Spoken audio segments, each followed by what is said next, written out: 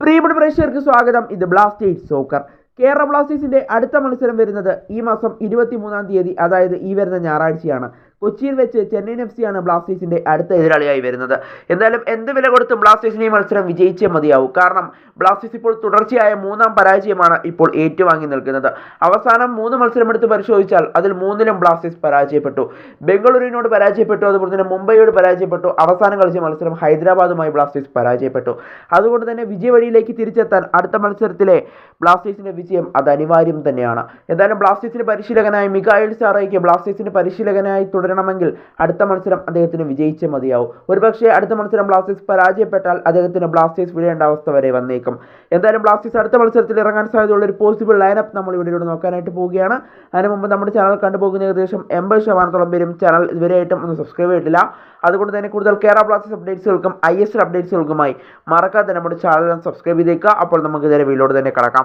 ഏതായാലും ബ്ലാസ്റ്റേഴ്സിന്റെ അടുത്ത മത്സരത്തിൽ ഫോർമേഷൻ മാറാനുള്ള സാധ്യതകൾ നിലവിൽ കാണുന്നുണ്ട്. 4-3-3 ഫോർമേഷൻ ആയിരിക്കും ബ്ലാസ്റ്റേഴ്സ് അടുത്ത മത്സരത്തിൽ ഉപയോഗിക്കുക എന്നാണ് പ്രതീക്ഷിക്കപ്പെടുന്നത്. എന്തായാലും ബ്ലാസ്റ്റേഴ്സിന്റെ ഗോൾ കീപ്പറായി സച്ചിൻ സുരേഷ് തിരികെ എത്തുമെന്നാണ് പ്രതീക്ഷിക്കപ്പെടുന്നത്. സച്ചിൻ സുരേഷ് ഇപ്പോൾ പരിക്കൊക്കെ മാറി പൂർണ്ണ ആരോഗ്യവാനായി അദ്ദേഹം ഇപ്പോൾ ഇൻഡിവിജ്വൽ ട്രെയിനിങ് ഒക്കെ ആരംഭിച്ചിട്ടുണ്ട്. എന്തായാലും സച്ചിനെ നമ്മളവിടെ പ്രതീക്ഷിക്കുകയാണ്. അതുപോലെ തന്നെ ഡിഫൻസിലേക്ക് എത്തുമ്പോൾ അവിടെ 4 പേർ അണിനിരക്കും എന്നുള്ളതാണ് നമ്മൾ അവിടെ പ്രതീക്ഷിക്കപ്പെടുന്നത്.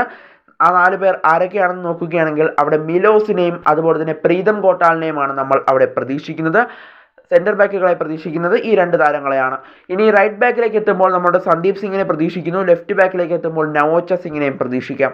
അതുപോലെ തന്നെ മധ്യനിരയിലേക്ക് എത്തുമ്പോൾ അവിടെ നമുക്ക് പ്രതീക്ഷിക്കാവുന്ന 2 താരങ്ങളാണ് വിപിൻ മോഹനനും അതുപോലെ തന്നെ ഡാനിഷ് ഫറൂഖിനെയും നമുക്കവിടെ പ്രതീക്ഷിക്കാവുന്ന 2 താരങ്ങളാണ്. അതുപോലെ തന്നെ ഒരു അറ്റാക്കിംഗ് മിഡ്ഫീൽഡർ റോളിൽ ക്യാപ്റ്റൻ അഡ്രിയൽ ലൂണയും കളിക്കാനുള്ള സാധ്യതകൾ നിലവിൽ കാണുന്നുണ്ട്.